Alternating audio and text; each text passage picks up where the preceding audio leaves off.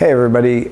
So one of the common things we hear is people will try and do their stretches, but they say they'll feel good for a little while after they stretch, and then they tighten right back up again. So they get frustrated that the stretching just doesn't seem to be getting them anywhere.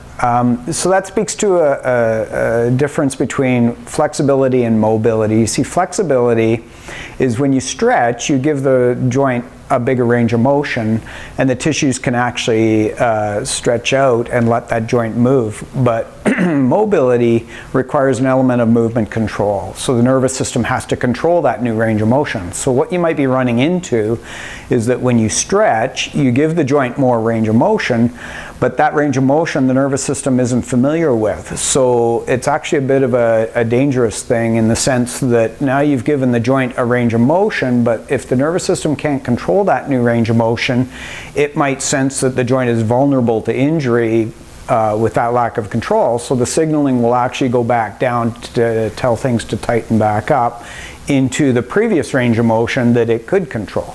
So I'm going to go over a couple different strategies in stretching, how you might reset the nervous system to be able to better control that new range of motion you've been working so hard to achieve with the stretching.